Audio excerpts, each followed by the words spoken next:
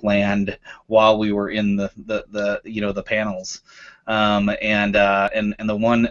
This year, something that I don't know everybody knew, but the place where we were supposed to have internet, the internet stopped working, and so some of the shows we were running off of like iPad on Verizon 4G LTE, and there's just all kinds of craziness with that. But yeah, my reflection, I mean, definitely is always CMAD each year, and then I think what was really cool for me this year from a community standpoint as well, and is seeing the No Kid Hungry community come together for Giving Tuesday. That's something we're a part of. It's a cause that's near and dear to my heart. But I actually was I had to be mostly offline that day.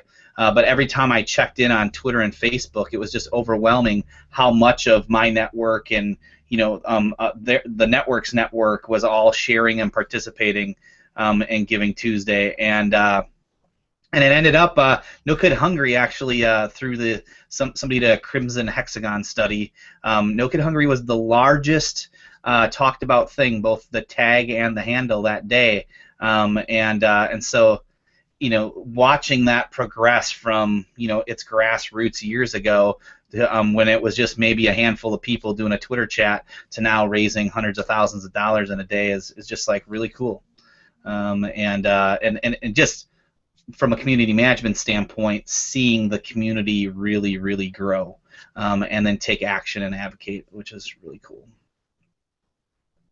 Yeah. I can go.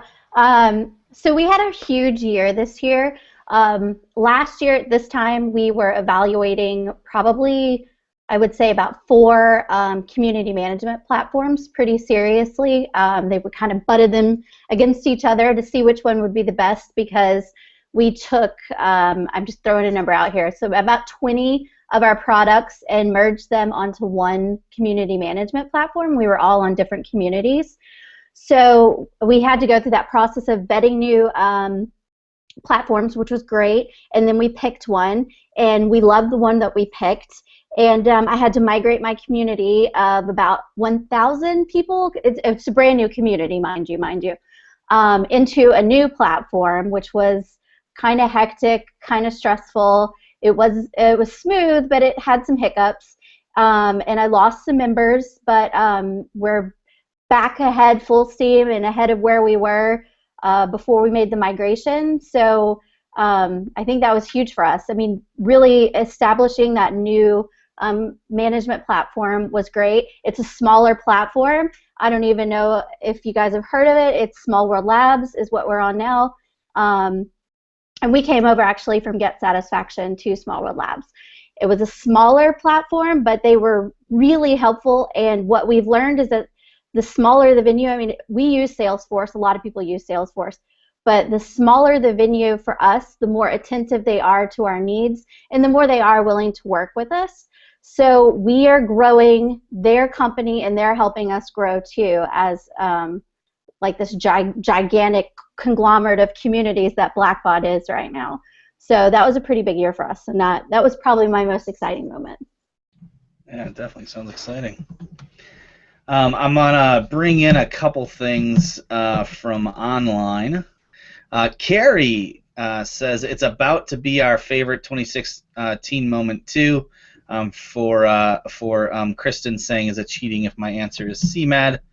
And then Kendall Bird, thanks for hanging out with us. Kendall says her favorite moment was presenting on social analytics at PubCon Vegas. Oh man, I love PubCon. It's one of my favorite conferences of the year. So cool. All right. Well, let's just jump into question number 2, which was, what was your biggest community manager struggle in 2015? So what sucked? So I can probably start this one. I have recently switched positions, so I've been at Wistia for about 3 months now, where previously I worked at Codecademy, and one of my biggest struggles there was definitely handling community, social, and support at the same time, which I know is an issue that a lot of folks doing community struggle with. And I think that how I got around that for the most part was really just trying to segment my time by my energy levels. So if I was feeling really pumped, really excited, ready to go, like I would tackle community stuff. If I started to lag, I didn't really want to do a lot of brain power stuff. I would handle support tickets that I would do constantly over and over, so it was really easy. That was definitely one of the ways I really got past that struggle, and I know that a lot of folks are struggling with that right now. And you go. Currently at Wistia, I'm really lucky to be in a position where I don't have to do support and social. I'm really focused on community. Yeah, I was going to say, actually, Margaret, that's a really good point. I think for me as well, the hardest thing is always the dealing with people in 140 characters. I don't think it ever gets easy. When people start complaining, just, not in a bad way, but if things aren't going well for them, it's always a difficult thing because, you're on the stage and everyone's kind of watching and how you're going to react to something. And, sometimes trollers be trolling. I think my biggest struggle this year was watching Sherry and Dom jet set all over America while I was stuck in Charleston, not able to jet set all over America. If you guys follow them on their social media channels, they are literally everywhere at all times. It's absolutely instant voice across our brands with multiple people. And so that's absolutely been our number one struggle is scheduling and brand voice. Here you go. I think my biggest struggle for this year was being tasked with social profiles that were incredibly large, like 70,000, 100,000 followers on a Twitter account, but no community. So kind of turning those inactive people into active was really challenging. So it's still a struggle. Wow, so big numbers, but no one's listening, huh? Exactly. Yeah, I've always started communities basically from inception and grown, strategically, organically. So coming in at the other end of it was really hard for me. So. Yeah, I bet. All right. Well, our third question here is, what was the craziest thing to happen in your community in 2015? I could take that. Oh, go ahead, Margaret. You first. You go for it. Well, we had an open source guy who had done a lot of contributions to add-ons, and he just rage quit completely. And a couple of months later, he just showed up like nothing had happened. Just, hey guys, just jump right back into discussions and kind of, didn't deal with it in any way. It was kind of a very weird. I mean, I guess it's normal that people rage quit, but the profile of this individual had been there so long. He topped our leaderboard in terms of activity and things, and his rage quit was completely out of the blue and absolutely for no reason. So, but he came back and he's contributing again. So it seemed a little strange to me. Sometimes in those situations, it's hard to remember that people have lives outside the communities too, and like it could have been something completely unrelated to vanilla, completely unrelated to your community, and just something in his personal life where you're just like, can't do anything else. I'm done. Peace. No, it didn't. Yeah, I mean, I did reach out to him, just checking on, and it just seemed. I don't know. He was, the guy never sleeps. He's continually on the community. So I think maybe that's it. You just need to sleep for a couple of months. We actually have a community member that's so active on Stack Exchange that they made a website to predict whether or not he was asleep. It's like ismariusleeping.com or something like that. Because he just would like instant reply to everything, solving people's questions. It's funny. Yeah. It's open source community members are so passionate. It's crazy how much time they'll put into it. Yeah. But I mean, they make great community members. For the most part, it takes a lot of stress off the staff. I mean, I'm sure you realize, like, not having to worry about answering every question because they'll jump in like, oh yeah, this is how you fix it, or here's a document. So it's really great that way. Totally.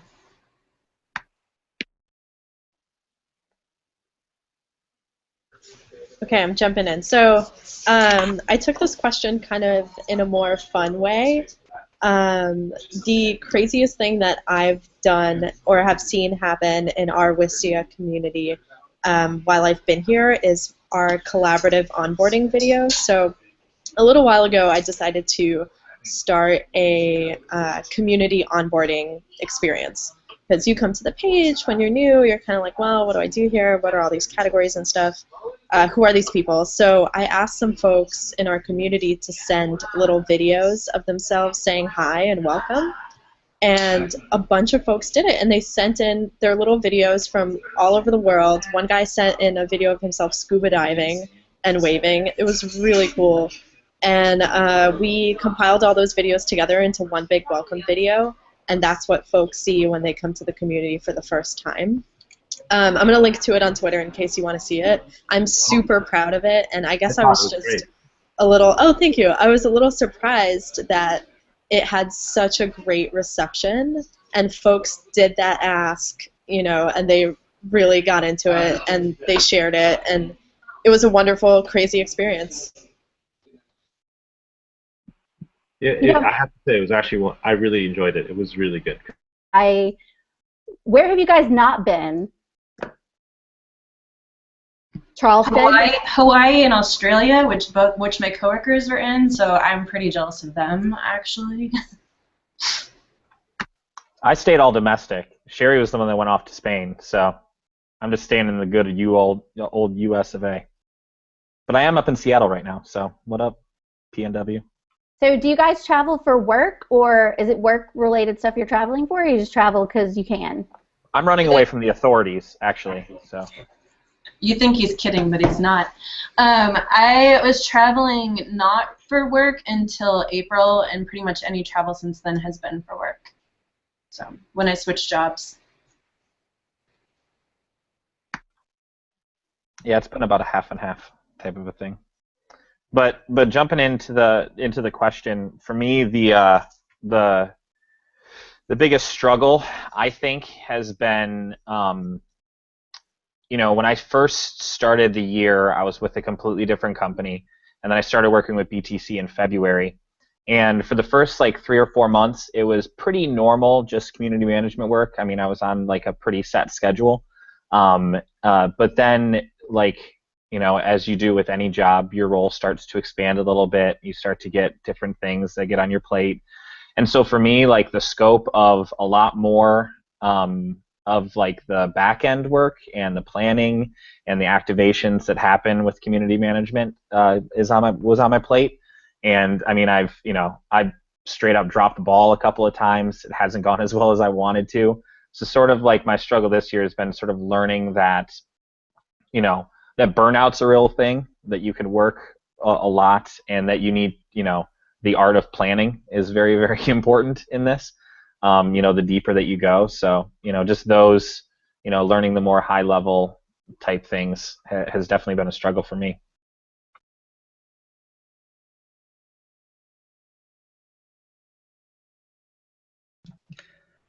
Stephanie Benton, hey Stephanie, thanks for hanging out with us. Says her biggest struggle was dealing with the fallout with her client, people having to handle the negative press from the other people rating app. So that sounds like a definitely a struggle time. I think one thing for me was making that transition from community member to community manager. You kind of have to reestablish some boundaries that may not have been there before. And it's kind of funny sometimes. Actually, someone was asking me about this on Twitter, and they asked me what it was like and if any of those relationships had changed. And a lot of them haven't, but some of them have. But what's really funny is when they're like, Sherry, stop managing us. I can tell you're trying to manage us. Stop doing that community manager thing. Because they obviously tweet about community management all the time, and they see that. So that makes things kind of interesting sometimes. But I wouldn't really say it was a struggle as much as a challenge to define it, and then just being able to have a really awesome large community that didn't have a lot of structure around it, to be able to really see what we can do to work with that community to really help them more and just make it an even better relationship has been a lot of fun. A lot of the details on that I can't share yet, but it's been a lot of fun. I think my biggest struggle could community manager wise has just been, you know, the growth of community management here over at BTC. You know, by expanding clients and expanding new community managers and having crazy schedules, you know, we often have to have people work different accounts. So you may be on an account one day where it's more of a real professional voice, and the next day, hey, you get to be the voice of Cinnabon, and it's a lot more fun. But you know, what ends up happening is the real struggle is keeping a consistent voice across our brands, with multiple people. And so that's absolutely been our number one struggle, is scheduling and brand voice. Here you go. I think my biggest struggle for this year was being tasked with social profiles that were incredibly large, like 70,000, 100,000 followers on a Twitter account, but no community. So kind of turning those inactive people into active was really challenging. So it's still a struggle. Wow, so big numbers, but no one's listening, huh? Exactly.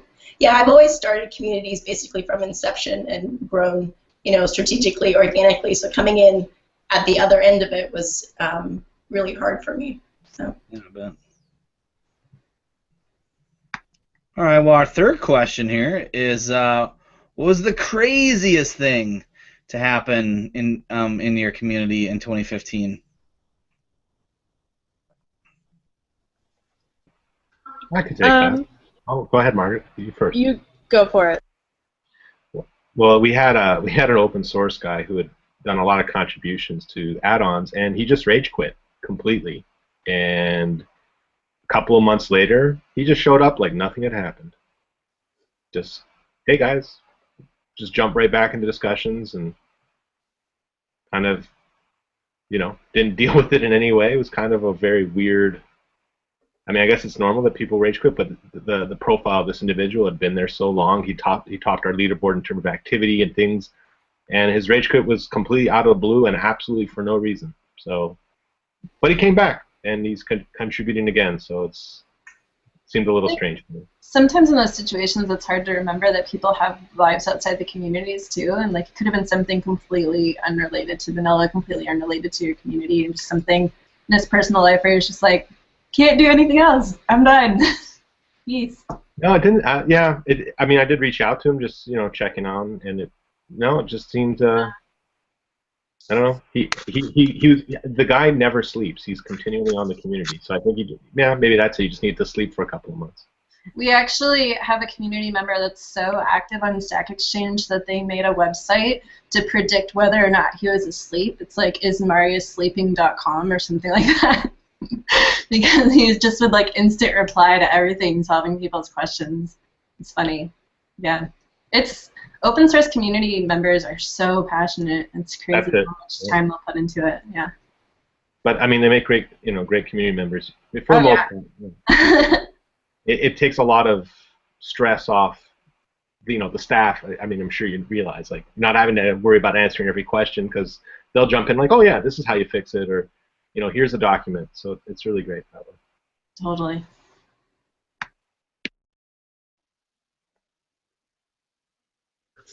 Okay, I'm jumping in. So I took this question kind of in a more fun way.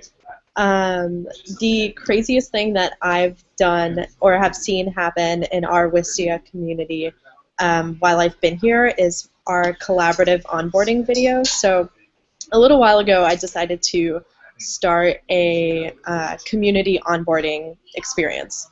Because you come to the page when you're new, you're kind of like, well, what do I do here? What are all these categories and stuff? Who are these people? So I asked some folks in our community to send little videos of themselves saying hi and welcome. And a bunch of folks did it, and they sent in their little videos from all over the world. One guy sent in a video of himself scuba diving and waving. It was really cool.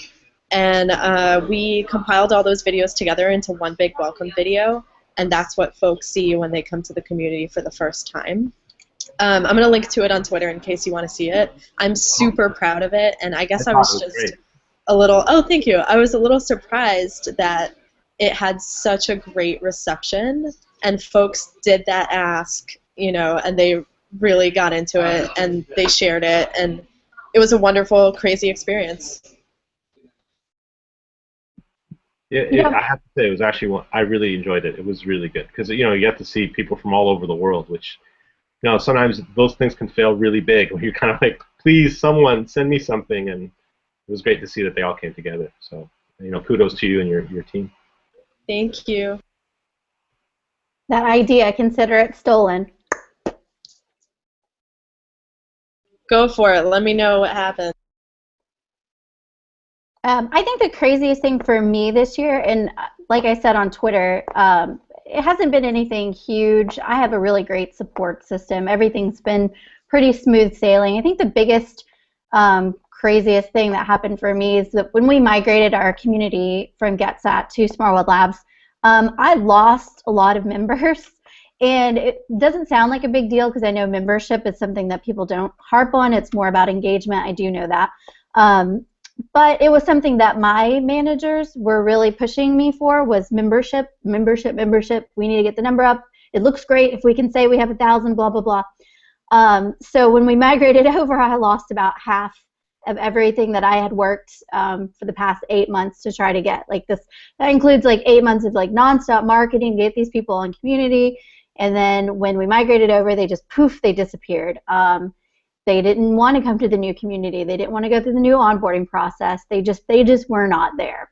So that was a challenge for me as a community manager whose focus was primarily on building membership for a really long time, to kind of let go of that and say, okay, it's not about the numbers, it's about engagement. It's not about the numbers, it's about engagement.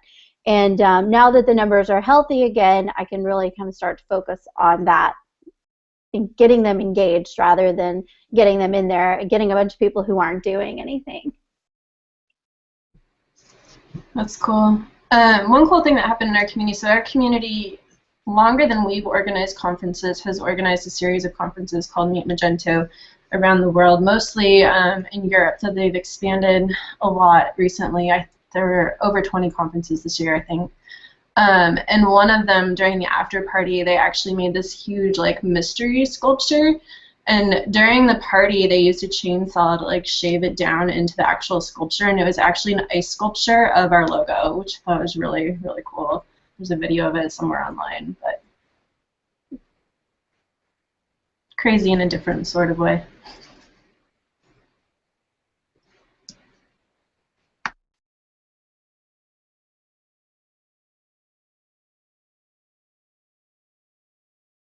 Sorry, I was trying to bring in something from online here.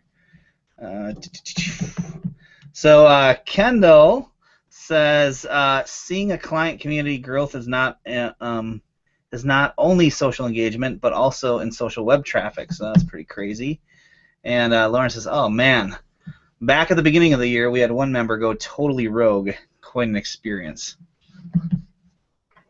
I think it's funny because you could just hear that when you just go like, "Oh, quite an experience," but that it's just so deep there. Like you could say it, quite an experience at the end of the year, but at the beginning of the year, you're like, "What in the hell is going on right now?" Yeah, absolutely. I don't even know what I would do if I had a community member go rogue. I've never had one go rogue before. Or did you guys say rage quit? I'm pretty sure that's what was said, but Yeah, rage quit. Okay, so that's a term I'm not familiar with. So the second that it happens, will probably send me into some sort of panic, apologetic. I'll probably send this person like a bouquet of fruit or something. I don't know. I just haven't happened yet. So knock on wood, you guys. Rage. Rage quit. And if I ever quit, I want to rage quit. I mean, if Just you're flip gonna some do it, tables and just stuff? do it. Yeah. All right, so moving along here to question number 4 is, what do you want to see happen to your community in 2016? So we reflected, now we're looking a little bit forward. So what are some of your dreams, your aspirations? Dom, are you a dreamer? Some may say that I'm a dreamer.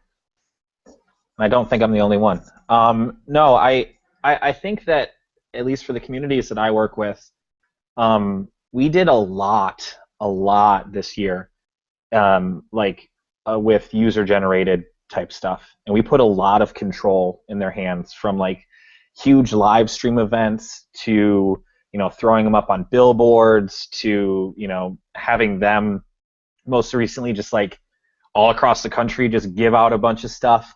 And I love that portion of it. And the less that, the more the community's, I don't want to say managing itself, but kind of just like encouraging itself. And you get people that are, we could, as a community manager, you can spend a ton of time thinking of content. You can spend a ton of time doing your own stuff, and it could just straight up fall flat. But then when you have the community that's actually really engaging in it and creating it themselves, it creates like a snowball effect, and they all really like it. So the more that can happen, and I'm trying to think of like bigger scales that can happen, things that you do in one city, do in 15 cities, like that type of a thing. For me, I would love to see that.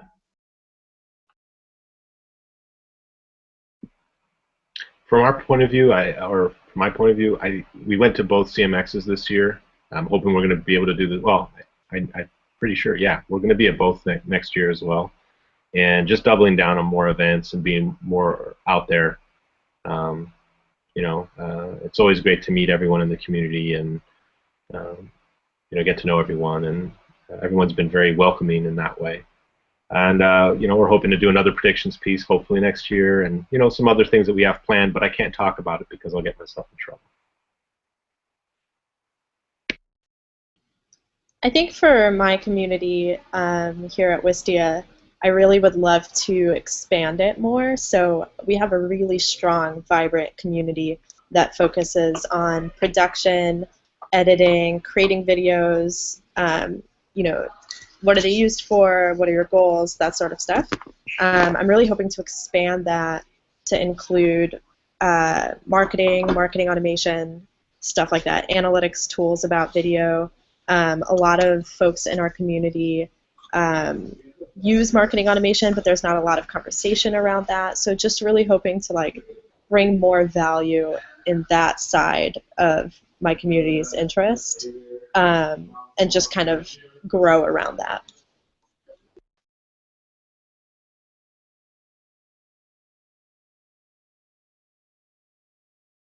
Kind of piggybacking off the video thing, that's one of the things that we're focusing on for 2016 is adding more videos into our community in terms of, one, onboarding, like we just talked about, but two, different things that, different functionalities of the community and how to use it, but little snippets of video instead of one long video, probably like 10, 15, 20 seconds videos on how to bookmark a page or whatever, like little things that you can do in community, how to network, stuff like that. And then we want to do like digest what's happening in community. We want to be able to show our faces, really put a name with our community, and really let those people connect with us on a personal level so they feel, like a community, like it's a community. So that's one of our big goals for 2016. And video member profiles. We already write profiles on community members, but it's just text and photos. So I was going to take it up to the next level, go out on site, put together a little video of them doing what they do with our products, and really putting like face and video to the name. So video's going to play a big part in 2016 for us as well. Woohoo! Go video! Now I feel bad saying, well, we're going to take away video. No, I think for my community manager, one of the things Shira and I have been talking about the future is just finding new ways for people to consume this content, right? And one of the thoughts we had was, well, could we roll this into a podcast, and maybe sit down, crank out a handful of episodes so that these are available on the go for people, right? And I often think, by the way, if anyone out there wants to volunteer to help, even cutting these pieces up, right? So here we are A lot of times we spend an entire show talking about a bunch of different topics, but there's sometimes some really good gold nuggets out of there, and be great to just have a way to start reusing those and just really providing as much value as possible to our community.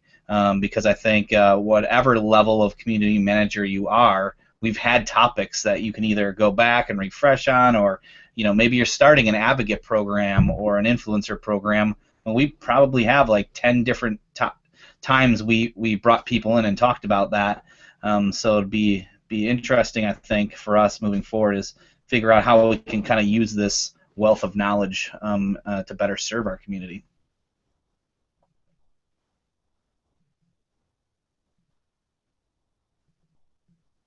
Yeah. Are you really getting rid of videos, or was that a joke? No, no, that was a joke. But it's funny because actually the first thing we thought was like, are there ways of not using video? Like audio, just audio only. But everything I think for us is driven from the show. From Friday. We have a blog post we do, like a recap, and then the thought is just how do we create more content digestible in different ways for people. So. And it's really cool seeing, one of the things I'm excited about in 2016 is all of the new faces. I try to, and I'm not always perfect at it, but when I watch the CMGR Hangout stream, anyone who I don't recognize, I click on them to see if I'm following them, and read their bio and try to remember when maybe we interacted with them last. But if I'm not following them, then usually I know that they're people who maybe have just joined the community. And excuse me, I'm not actually getting choked up. I don't know. I swallowed something weird. Don't lie, Bert. You're actually getting choked up. I love you guys. But it is really, really cool to see a handful of new people come in every week. And that's consistent, and so I'm really looking forward to that in 2016. Just sort of piggybacking off. Oh, no. You piggyback first.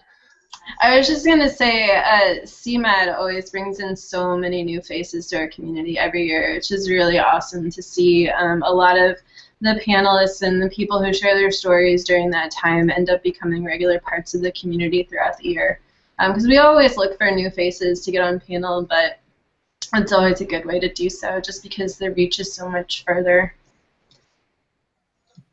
And the other thing that I really like seeing too is, because I always keep the Twitter stream up, as we're on here, and to see a lot of people that jump in just because of the reach of the Twitter chat itself, and that they don't even necessarily always realize that there's a video chat that's going on at the same time, and they're talking about it, and just I love seeing them 15 minutes, and they're like, wait, there's a video that goes along with this too, and they're all excited and they're watching, they're like, this is awesome, and just sort of seeing that the different ways that people get pulled in here is really fun.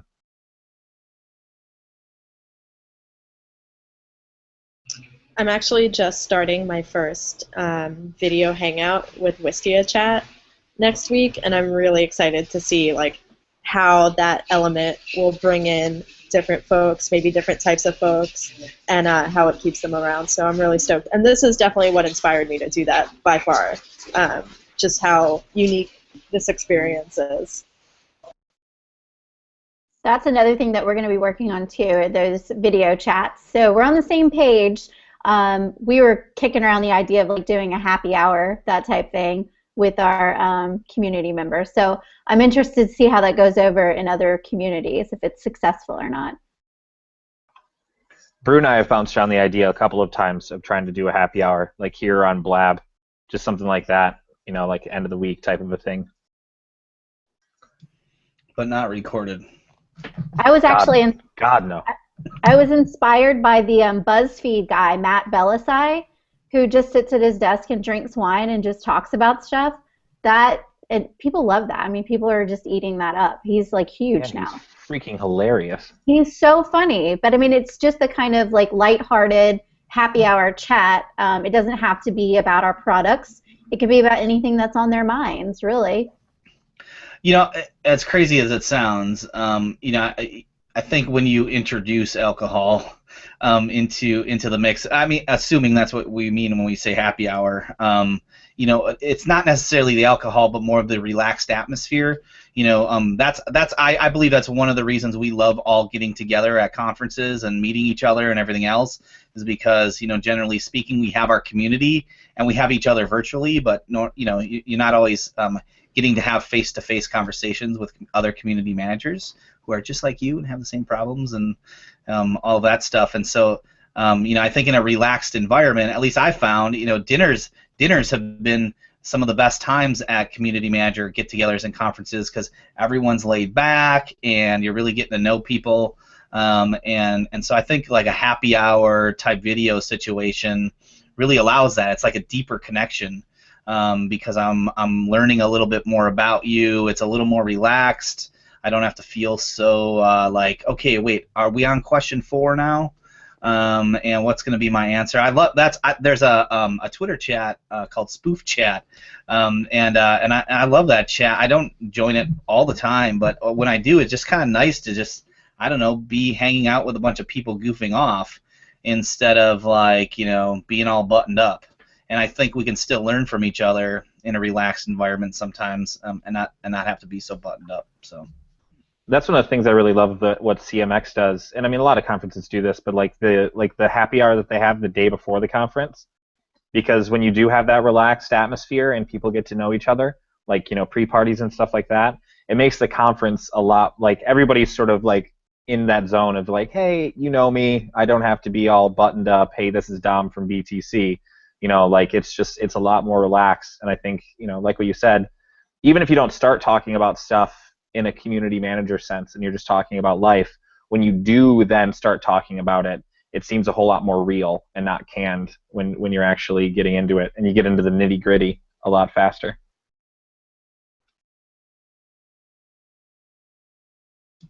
All right, Linda. Go ahead.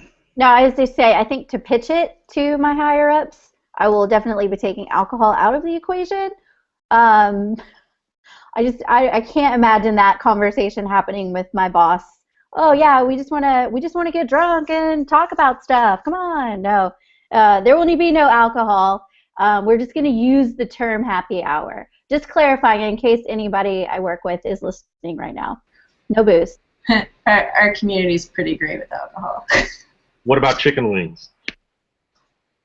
Those are messy. We get fish tacos. Oh my gosh. All right. Are we on to our last question, number 5? Yeah, I have a couple over there too. Oh, a couple of Twitters to bring up. Well, why don't I share those first? All right. Dewey says, what do you think were the biggest flops this year? Anybody see any flops? So in our community, as in this community, my personal favorite is when Brittany sabotaged Google Hangouts when we had her on air. It literally works every other time. I don't know how to do that. However, when we had Brittany from Blab on our Hangout, Google Hangouts completely failed that day. I think it was the only day it's failed us this entire year. Completely failed, so we had to move to Blab to finish the Hangout. I'm going to turn a huge flop into a giant positive, because this actually happened to me this year a couple of months ago. Once we got onto the new platform, I sent an email to my community members, which should have only been about 1,000 people. But for some reason, the system glitched, and it sent a blank email to every single person in community, which was about 33,000 people. So 33,000 people got an email from me that had no subject line, and it was completely blank.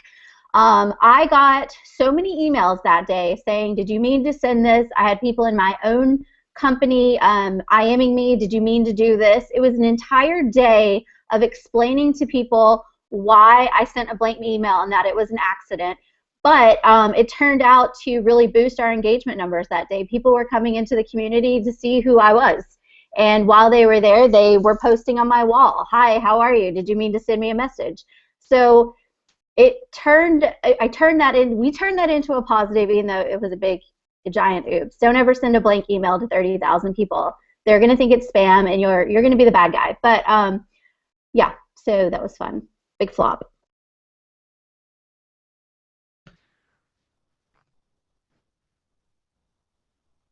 Here is another one that came in from online. Open call for volunteers. Who wants to help with a CMGR? Oh, let's explore it. Oh, thoughts on Blab versus podcast. That's the question. I was like, why did you feed me this question, Sherry? Well, first of all, I didn't look at it. Carrie fed it in, but the help that we need is converting the Hangouts that we've already done, not creating yet another entity. So Blab doesn't really apply here. What we're looking to do is actually take the audio from past Hangouts, clean it up, get rid of maybe some of the awkward eel moments, etc., and just make it a condensed, solid chunk of education. Yeah, and I think the big thing, I know that we could easily take this entire hour and boom, there you go. Now it's a podcast. I think we wanted to make it a little more bite-sized and a little more digestible. So, all right. Well, I will ask the last question then, which is, how can you better empower your community in 2016? So, any thoughts on empowerment? This is just kind of something that, I mean, you can do for kind of anything you want to do at the end of the year. Well, looking into the next year, this is the perfect time where a lot of people are writing articles about what the best, communities or the best brands or whatnot did in 2015. Find any and every article that you can that talks about empowerment and read that and try to see how your community can fit some of those principles. Like, obviously it's not just a a cookie cutter type thing, but just take those and learn from that. I think that's one of the biggest tips that you can have is see what other people are doing and try to mimic it.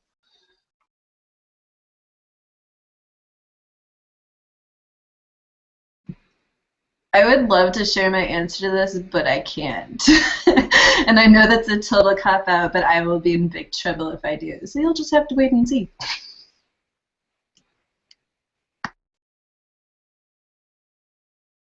Girl, the ultimate teaser.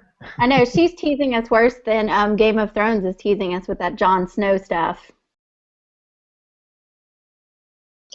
I think for me, what I'm trying to do, just starting to do to try and get a sense of what I can do to empower my community is just asking questions, right? I think that a lot of times folks will, and I'm guilty of this myself, will just guess as to what might be helpful.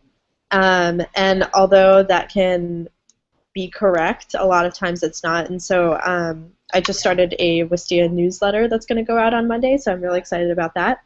And in it, there's going to be just a really short survey of what folks actually want, how we can help them with their career, what they're struggling with at their jobs. Just basic stuff like that will help me understand what I can do to provide that value and to empower folks to be the best at what they are, what they're doing, rather, and how we can help them get there. So I'm really excited about that, and I think that 2016 is going to be a really great year for Wistia to empower our community members to just be the best at their job.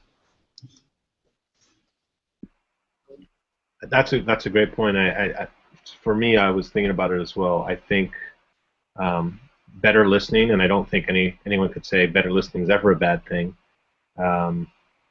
Being as transparent as we can be. Obviously, sometimes it's hard, right? Because, like Sherry mentioned, she has something, but she can't share it. So that does happen sometimes. But yeah, we have some stuff planned too. So I guess that's a cop-out for me that I've got some stuff coming as well but can't talk about it. But I think the listening and the transparency, as much as we can do, is a great way that we can help empower the community this year. Yeah, and I think it's just important to note, like, the better you get to know your various community members, the better you can connect them to each other, because you know this person will be a lot better at what they're doing if they can connect to this person. And just being aware of those relationships that you meet. I was at PHP World a couple weeks ago, 3 weeks ago, I don't know. I don't really know where I've been the last couple months. But I met the dev evangelist from Microsoft Azure. Azure? I don't know how you say that. Anyway, they're cloud hosting, and not like less than a week later, one of my community members was like, "Oh, so I'm working at this new company, and they're looking at putting Magento on Azure. Like, I don't know what to do or who I should talk to or whatever." And I was like, "Wait a second! I totally just met the perfect person for you to talk to." And then like a week later, I was scrolling through like basically where community members have spoken at different conferences around the world related to Magento this year, and realized that someone else from Microsoft had actually given a presentation on like the 3 best ways to deploy Magento on Azure, and so I was able to connect them with them too. So just being aware of what's going on so that when someone says something, it triggers something in your mind where you can really make that connection and help empower them with that information. So I have to do a shout out here to Lindsay Evans, Lindsay Jo Evans on Twitter. She's listening to us from her car. So wow, talk about consuming in different ways. So what's up, Lindsay?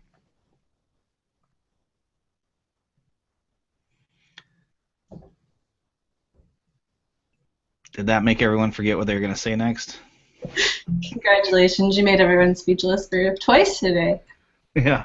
Allie would be dying on this Hangout. The awkward eels. Can I, since you were given a shout out, can I actually give one that I wanted to give earlier? We've talked about CMX a lot. If you guys check out the CMX Hub on Facebook, they're actually like launching this class, like an online sort of class that you can sign up for, and I think it starts in January. It seemed pretty awesome. And they hit on a lot of stuff that we hit on a weekly basis. So if you want sort of like a certification type of thing from CMX, taught by the one and only David Spinks, check that out. So just thought we'd drop that little plug in there. Cool. I signed up for that the other day. I'm super excited for it. Great way to start your 2016 as we look back, but also look forward. As we reflect, but look forward. What do you guys do to plan for the next year? Like, is there anything that you do specifically at the end of the year to plan, or is it something where you have like an ongoing strategy, or how does that work for you guys? So I send out an email out to everyone I know and ask them what they think is going to happen in 2016, and I put it into an ebook and I share it with everyone, so that I know what's going on. That's a plug, of course. But You're on top of it. I appreciate all the voices that were in there, but it was very helpful to read, from different perspectives, obviously, because, everyone has a different, way of looking at it. Obviously, video or mobile or, and not every community is a forum. And I realize that even I work at a vendor, but, some people it's, social networks or other ways that they deal with things. Sometimes it's just events. So it was really, getting that information out there and just talking to other people, I think, is a great way to get ready. For those of you who don't know what Adrian's talking about, he published a book with, I think, 17 community managers looking to send their predictions. Including Margaret. 17, yeah. So that's on their website. I don't know, do you want to tweet the link out, Adrian? It's also on the preview post for this Hangout. Yeah, I can tweet it out. Cool. We're a little more corporate at Blackbaud, so we plan, at the end of the year, we plan out 2016 on a smart sheet. So we have individual lines of everything that we want to accomplish, subheaders underneath that, dates for when we want them accomplished, and little green light, red lights for whether or not they get accomplished. So, and then it's something that I have to meet with my manager on a weekly basis to go over each line of my smart sheet to make sure that we are on track for everything that we've got planned for that year. That's my nerdy answer. One thing that we do is we actually sort of at the end of the year we do like a greatest hits deck for each one of our clients of all the different things that happen in those communities. And I think that doing that is sort of also kind of just like a post-mortem of the year overall. And so taking those and figuring out like what the wins are and how to replicate them in the future, for things that you might do again. And then also, like where we fell short and what we can do differently. So, starting from that point and then, sort of planning out from there as the things are coming along and when we know things are going to happen.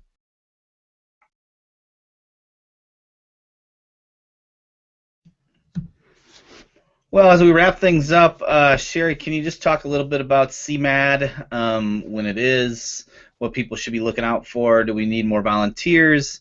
And then I know my announcement is, I promise, today yet, I'm going to be emailing last year's sponsors and getting that all worked out.